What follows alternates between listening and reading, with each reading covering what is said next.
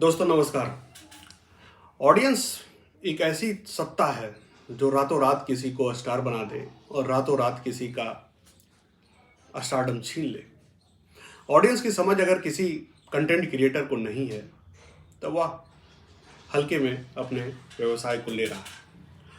Audience में बहुत ताकत है और ऑडियंस का जितना अच्छा आप समझ रखेंगे आप उतना ही ज़्यादा सफल होंगे, उतना ही ज़्यादा आप जो कंटेंट बनाएंगे वह सही होगा और उतना ही सटीक होगा और लोग उस पर उतना ही क्रिया प्रतिक्रिया करेंगे। अगर आप डिजिटल मीडिया के लिए काम कर रहे हैं, आप अगर डिजिटल मीडिया के लिए लिख रहे हैं तो यकीन मानिए ऑडियंस को समझना बहुत ज़रूरी है। और इसी से जुड़ा हुआ जो विषय है वो ऑडियंस एनालिसिस आता है, ऑडियंस रिसर्च आता है कि आप अपने कंटेंट के लिए, अपने विषय वस्तु के लिए सही सही अपने देखने वाले, अपने पढ़ने वाले, अपने सुनने वाले का पता कैसे करें। तो अगर आपने चैनल को सब्सक्राइब नहीं किया है तो इसे ज़रूर करें। और अब मैं ऑडियंस एनालिसिस पर आता हूं। अगर आप कोई डिजिटल मीडिया चला रहे हैं जिस पर न्यूज़ है या खबर है, यानी आपके जो ऑडियंस है वो पाठक वर्ग है, जैसे न्यूज़ पोर्टल चला रहे हैं, ब्लॉग चला रहे हैं या कुछ ऐसा चला रहे हैं जिसमें पढ़ना लिखने वाले काम हो, तो आपके ऑडियंस हुए वो पाठक हुए, रीडर हुए। अब ये रीडर को आपको समझना कैसे? First of all you have to understood very clear that what content you are providing to the people। आपका विषय वस्तु है क्या, ये आपको समझना पड़ेगा। आप अगर एकेडमिक कंटेंट दे रहे हैं it means that your audience is a student, और अगर आप सीरियस कंटेंट दे रहे हैं, समाचार दे रहे हैं, then your audience will be of student also, elder also and old age also. ये आपका ऑडियंस थोड़ा विस्तार कर जाएगा। लेकिन अगर आपका कंटेंट इंटरटेनमेंट है, कहानी है, स्टोरीज है, तो most of the audience will be your of youth category. तो ये ऑडियंस का है एजुकेशनल कंटेंट पर। अगर आपका कंटेंट कोई वीडियो है, यानी कि आप अगर यूट्यूब चैनल है उसमें भी आपका कंटेंट अगर यूथ से रिलेटेड है, तो आपका जो ऑडियंस है वो यूथ है, कॉलेज जाने वाला है, और वह जो यूथ है वह स्कूल जाने वाला भी हो सकता है, 11th-12th के बच्चे। यानी कि आपका कंटेंट पे सबसे पहले जो ऑडियंस का निर्धारण होता है, that depends upon your content. What is your content, which age group that particular content use to communicate with, किस एज ग्रुप के लिए वो कंटेंट है, साथ ही साथ उस कंटेंट का विषय वस्तु क्या है। अब आपका एक लोकेशन से ऑडियंस तय होता है कि लोकेशन आपका कंटेंट है वह किस लोकेशन के लिए बनाया गया है। If you are making the content for the Delhi और the metros, then of course the location for your content will be the metros. But if you are making the content for the smaller cities like Patna, like Allahabad, like other city, then your audience will be from this city only. If your content is prepared viewing the rural audience, then of course your audience will be of rural background। तो एक geographical level है जिससे भी हम audience को समझते हैं कि हमारा कंटेंट कहाँ के लिए बना रहा है। अगर आपका कंटेंट छोटे शहर के लिए, गांव के लिए बन रहा है, तो आपका कंटेंट भी उसी तरह का होना चाहिए। आप बहुत बड़े ब्रांड के लिए काम करेंगे, ब्रांड को प्रमोट करेंगे, तो गांव में सक्सेस नहीं होगा। You have to understand that what is the real content for the village, for the rural people. तो ये कंटेंट जो है आप ज्योग्राफिकल लोकेशन पे बना सकते हैं ऑडियंस को तय करके। The next that is important is age group. आप एज ग्रुप से भी कंटेंट को बना सकते हैं, ऑडियंस एनालिसिस कर सकते हैं। अगर आप बच्चों के लिए बनाना चाहते हैं तो आपका जो कंटेंट है वो बच्चों को समर्पित होना चाहिए, उन्हीं को बताते हुए होना चाहिए। लेकिन अगर आपका कंटेंट यूथ के लिए है तो आपका कंटेंट का विषय वस्तु, उसका टॉपिक, उसका ट्रीटमेंट, उसके पात्र जो यूथ से संबंधित होने चाहिए। In the same fashion, same manner, अगर आप एडल्ट के लिए या ओल्ड एज के लिए बना रहे हैं तो आपका कंटेंट उनको कम्युनिकेट करते हुए होना चाहिए। तो इस तरह से आपने एज ग्रुप पर देखा।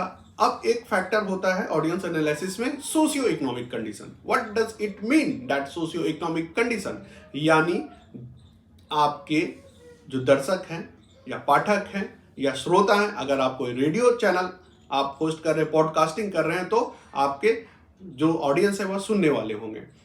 तो अब आपके जो सुनने वाले, देखने वाले या पढ़ने वाले हैं, उनकी सामाजिक आर्थिक हैसियत क्या है। What I mean to say that what is the socio-economic status of your audience, वह संभ्रांत परिवार के हैं, गरीब परिवार के हैं, या समाज के निम्न वर्ग से हैं, उच्च वर्ग से हैं, और आपका कंटेंट भी उसी तरह का होना चाहिए। I mean to say that कि अगर आपका कंटेंट गरीबों के लिए है तो उनके लिए आपका कंटेंट हो सकता है कि लाइफ में प्रगति कैसे करें और कैसे विकास करें, पैसे कैसे कमाएं, आगे कैसे बढ़ें। अगर आपका कंटेंट उच्च वर्ग के लिए है तो आप हेल्थ स्टाइल से जुड़ा हुआ दे सकते हैं, फैशन से जुड़ा हुआ दे सकते हैं, साथ ही और तरीके का कंटेंट दे सकते हैं, एकेडमिक कंटेंट दे सकते हैं। तो आपको पता होना चाहिए कि किस सोशियो वर्ग में कौन सा कंटेंट हिट करेगा। Based upon that study, that research, when you will make your content, then of course you are going to succeed. तो एक सोशियो इकोनॉमिक कंडीशन था। अब आपको यह भी देखना होगा, ऑडियंस एनालिसिस में हम यह भी देखते हैं कि व्हाट इज द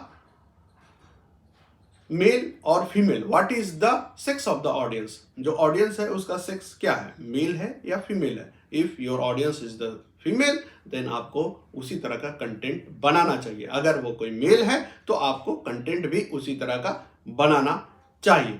तो मेल या फीमेल, आपके ऑडियंस कौन है, इस पे निर्भर करता है कि आपका कंटेंट कौन सा होगा।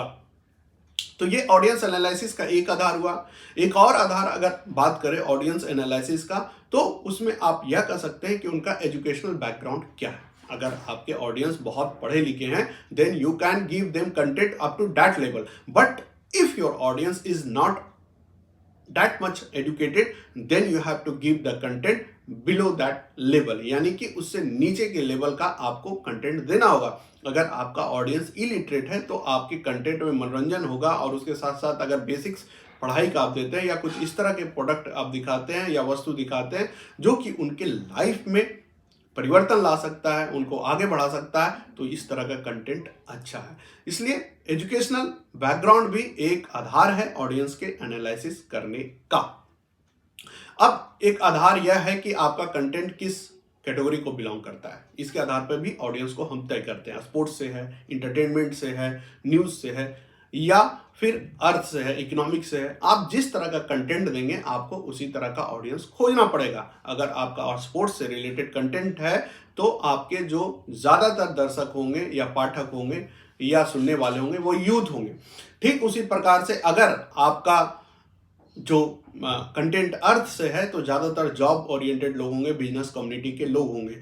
उसी तरह से अगर आपका जो कंटेंट है वो पॉलिटिकल है तो उस तरह के सोशल वर्कर टाइप के या जो उम्र दराज लोग हैं बहुत ज़्यादा इसमें सक्रियता से आपके कंटेंट को देखेंगे।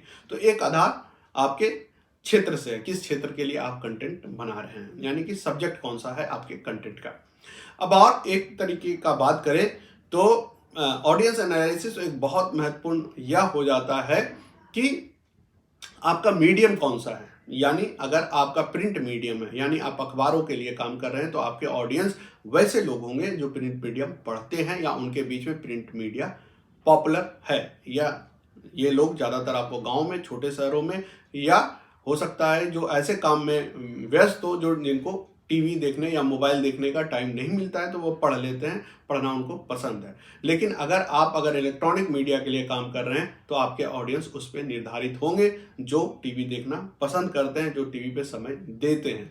अगर आपका कंटेंट मोबाइल पर है या डिजिटल प्लेटफॉर्म पर है तो आपके लिए अपार ऑडियंस मिलना स्वाभाविक है। वह इसलिए क्योंकि डिजिटल मीडिया आजकल मोबाइल पर आसानी से एक्सेस किया जा सकता है, और मोबाइल पर बहुत सारे लोग, बहुसंख्यक लोग सक्रिय होते हैं। They use to watch television also, radio also, newspaper also, and they use to interact on the mobile platform. So if your content is on digital platform, then it has the probability to reach larger mass of audience.